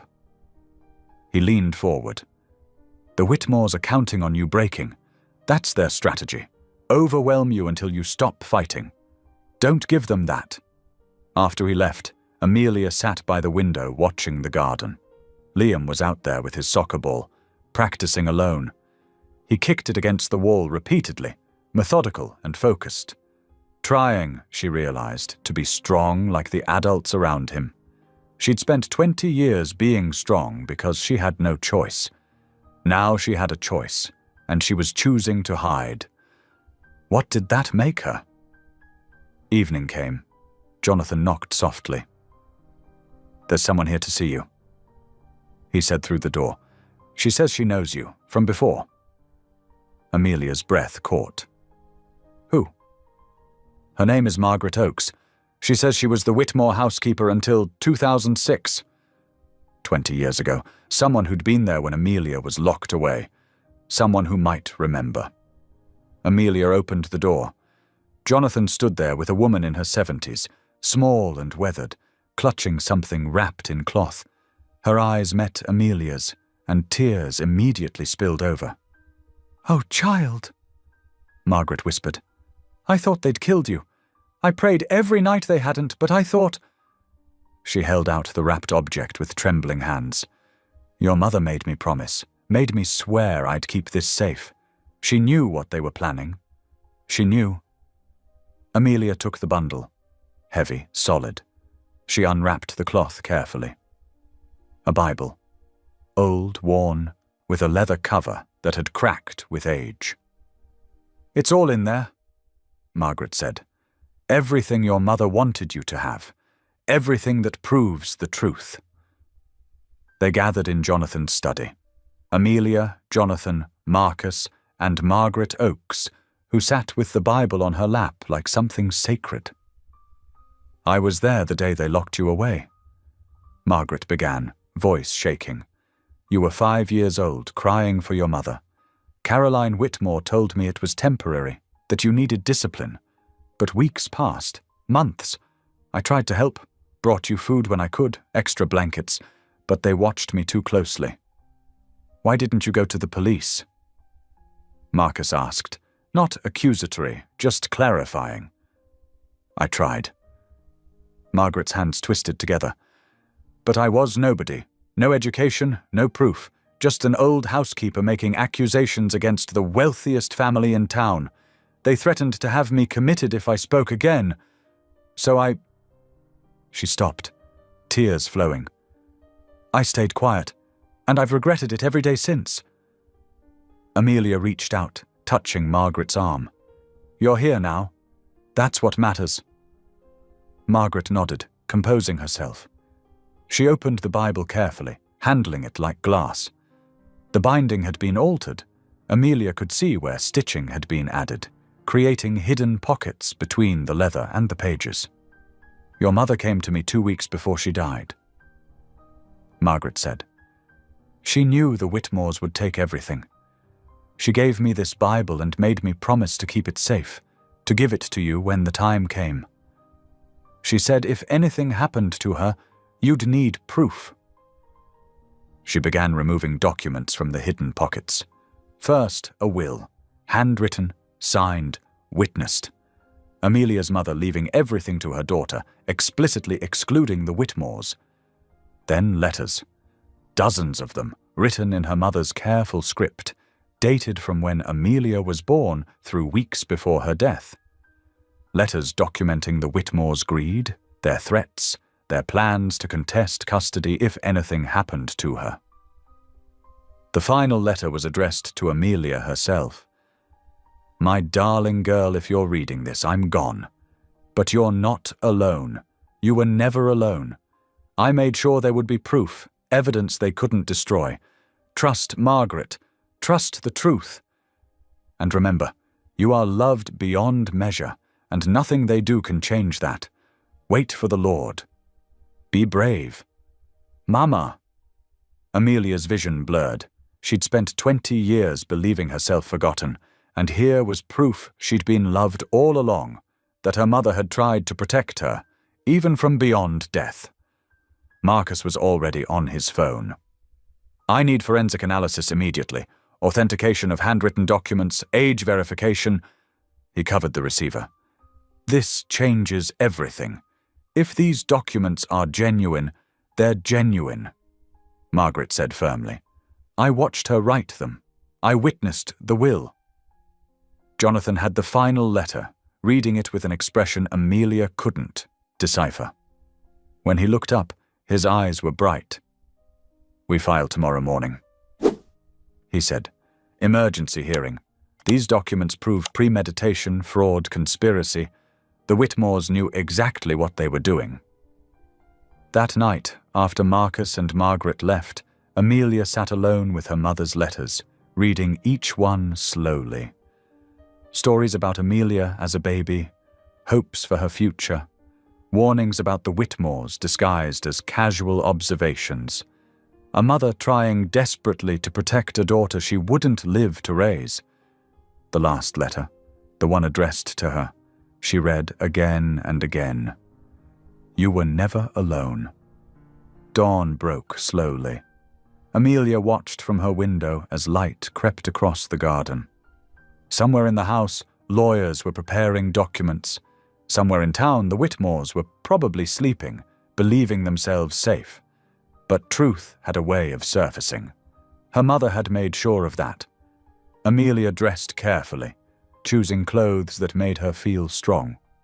Today they'd return to court. Today they'd present the evidence that would destroy the Whitmores' lies. She touched the embroidered fabric from her coat lining, now framed on her nightstand beside her mother's final letter. "I waited," she whispered to the memory of her mother. "Just like you said. And now it's time." The courtroom was packed. Word had spread about new evidence, and journalists filled every available seat. Amelia sat beside Jonathan, her mother's Bible and documents secured in Marcus's briefcase. Across the aisle, the Whitmores looked smaller than before. Caroline's imperious expression had cracked into something closer to fear. Judge Harrison entered. Everyone stood. The formalities felt longer today, weighted with anticipation.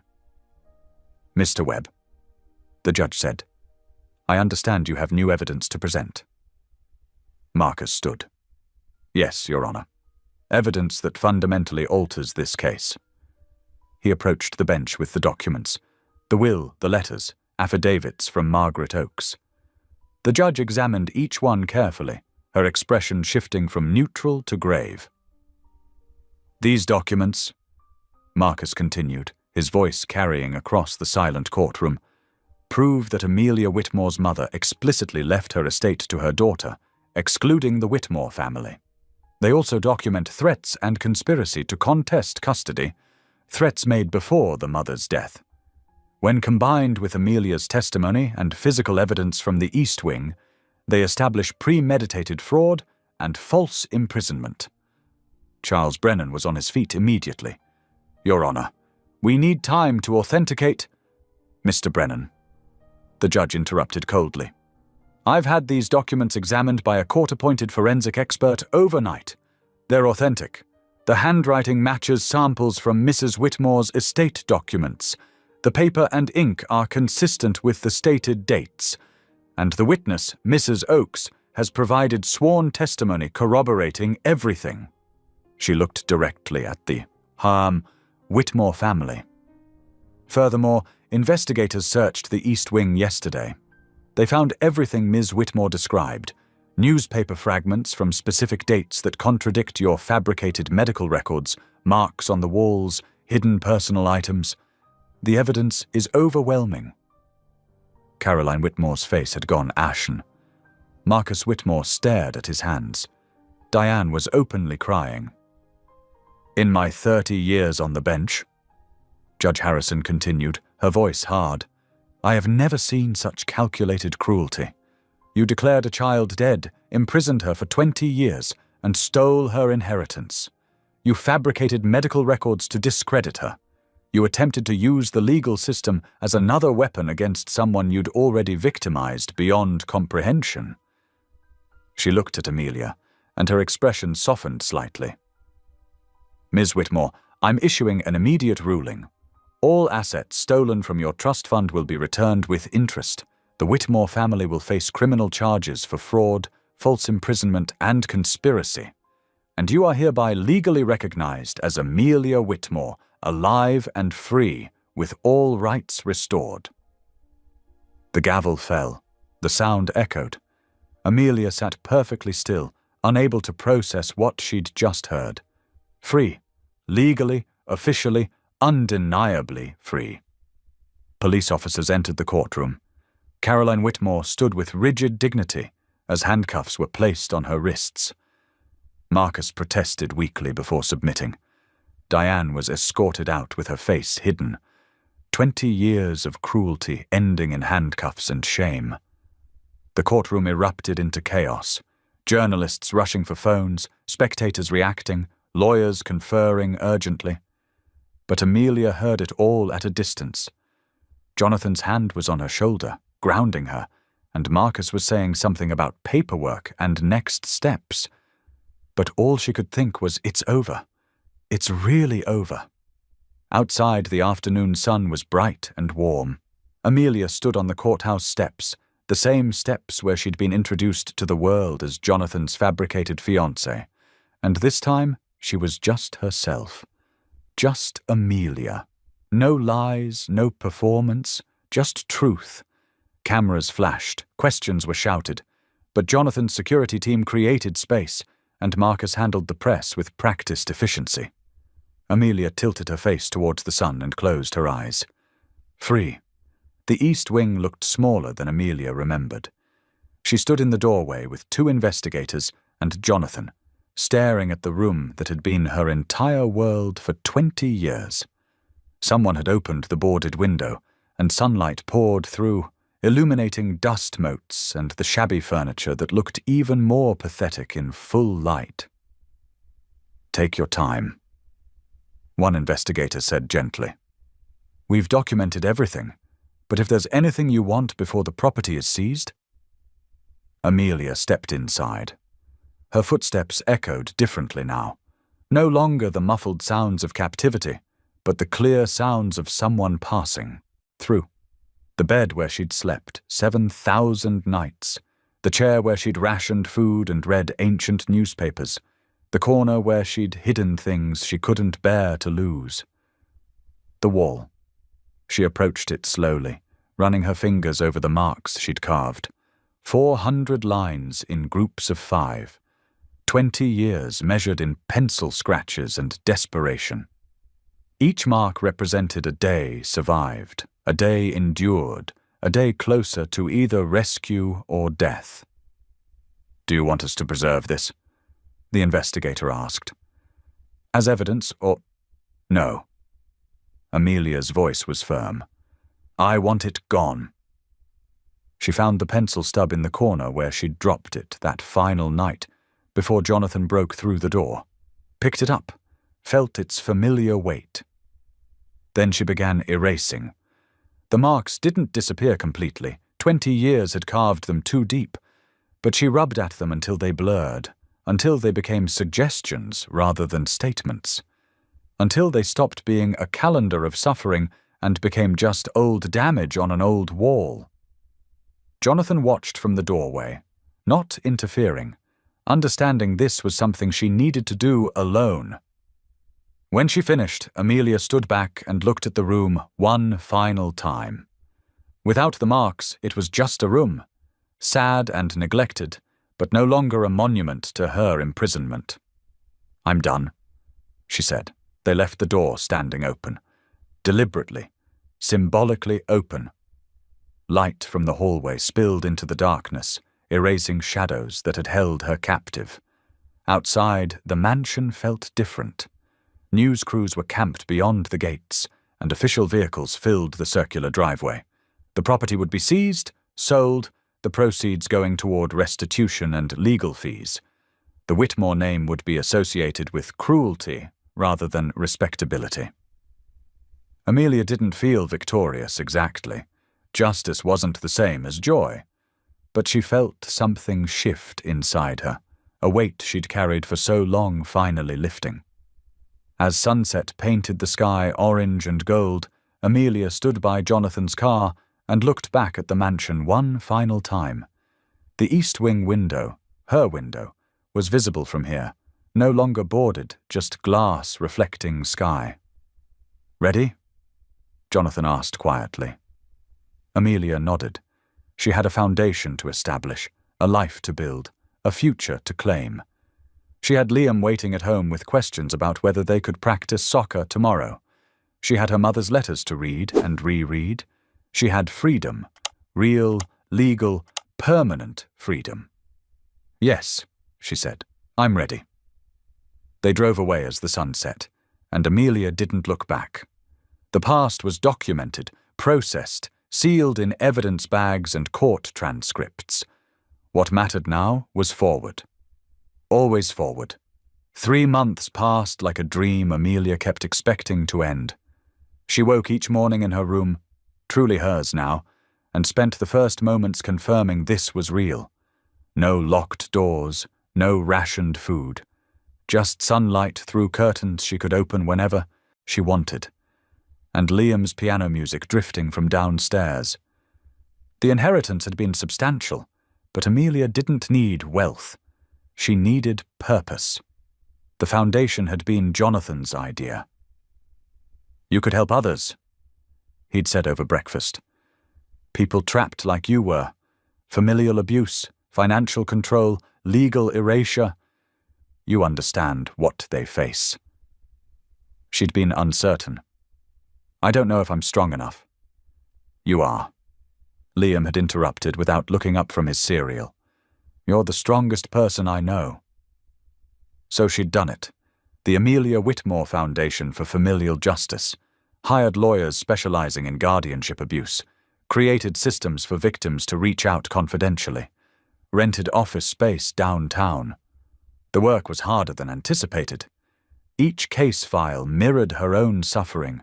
Elderly people locked away by greedy relatives, children disappeared into false care, estates stolen through forged documents. But every person they helped felt like retroactive justice for the girl who'd marked walls for 20 years.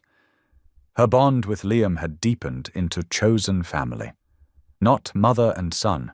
She'd never claim that. But family nonetheless. He helped at the foundation sometimes, stuffing envelopes, organizing supplies. "Like Dad helped you," he'd said once. "Like your dad helped me." Amelia had agreed. "And like I'm going to help others." The fabricated engagement had been quietly dissolved. Brief statement to the press, then silence. The media moved on quickly. Some nights, when Liam was asleep, Amelia and Jonathan sat discussing cases, strategies, small victories. Those conversations felt like sanctuary. "Do you ever regret it?" she asked one evening. "Everything that happened because you heard me tapping? Regret saving you? Never." His expression was serious. "But I regret that systems failed you so catastrophically that a stranger breaking down a door was your only option." Now, standing in her foundation's office, looking at the wall of photos, people they'd helped, families reunited, Amelia felt something impossible 3 months ago. She felt like herself. Not a victim, not just a survivor, just Amelia. Margaret Oakes visited weekly with homemade bread and stories about Amelia's mother. Slowly, she was reconstructing a childhood imprisonment had tried to erase. Tomorrow she'd give her first public speech, not as a victim, but as an advocate. The venue was a community center serving veterans and seniors, populations vulnerable to familial abuse. She'd prepared for weeks, but standing in her office now, she realized she didn't need a script. She just needed to tell the truth. Liam appeared in the doorway. "Dad says dinner in 20 minutes, and you need to stop working and play with me first." Did he actually say that? Mostly improvising, but he was thinking it really loud.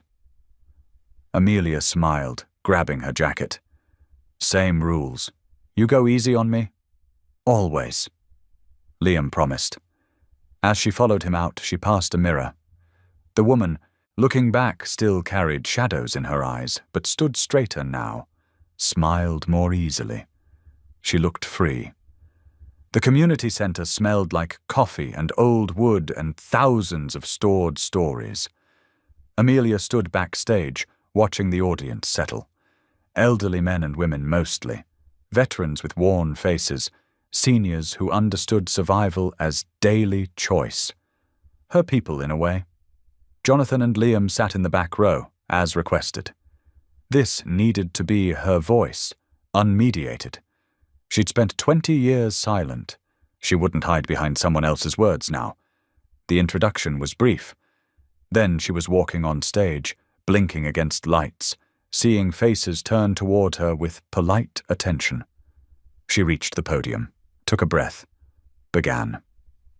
My name is Amelia Whitmore, and I was dead for 20 years. The room went still. Not actually dead, but legally dead. Declared dead at 5 so my guardians could steal my inheritance. They held a funeral, published obituaries, then locked me in a room and pretended I'd never existed. She paused, watching faces shift from polite to shocked. I'm telling you this because I'm not alone. There are people here who've been made invisible by families who should have protected them, people who've had their money stolen, identities erased, voices silenced by those claiming to act in their best interests. An elderly woman in the third row was crying, nodding. We tell ourselves families don't do this, but sometimes family is where the worst harm happens, and when abuse comes from inside the home, society looks away. We've built systems that make it easier to ignore than to investigate. Amelia gripped the podium, letting passion fuel her words. The foundation I've built exists to change that, but systems aren't enough. We need people willing to pay attention, to ask uncomfortable questions, to hear the tapping on the wall and choose to listen. Her voice softened but intensified. I spent 20 years believing I didn't matter, that my suffering was invisible. But I was wrong. My mother loved me enough to hide proof in a coat lining. A housekeeper kept a Bible safe for 20 years. A stranger forced open a door when he heard someone calling for help. She looked toward Jonathan and Liam. You matter. Every person here matters. If you're trapped, if someone is controlling you, hurting you, please know it's not your fault. You deserve help. There are people who will believe you and fight for you. She lifted contact cards. Take these. Share them. If you know someone who needs help, give them a card. If you need help yourself, call us. We're listening. You're not invisible anymore. Applause started slowly, then built. People stood. The crying woman clapped hard. A veteran saluted. Afterward, people approached with stories. Daughters who'd stolen pensions, nephews who'd isolated aunts, sons who'd imprisoned mothers. Amelia listened to each one, took notes, gave cards, made promises. Finally, Jonathan and Liam reached her. That was amazing, Liam said, hugging her. You made people cry, but like, good crying. You were perfect, Jonathan added, honest and powerful. Thank you, Amelia said simply, for hearing me when I tapped, for not walking away. You always had a voice, Jonathan said. We just helped you remember how to use it. They left as evening painted the sky orange and purple. Behind them, the east wing was being demolished, Amelia's order. She wanted that space transformed into something better, a shelter perhaps, suffering into sanctuary. The past couldn't be undone. 20 years couldn't be returned. But the future was hers to build. Amelia looked up at emerging stars. Somewhere her mother was watching. She'd been hidden. Now she was seen. She'd been silenced. Now she spoke. She'd been erased. Now she was undeniably, irrevocably alive. And that was everything. Thank you for being here. If something in this story stayed with you, I'd love to see you again. Subscribe, and tomorrow I'll bring you another story crafted with heart.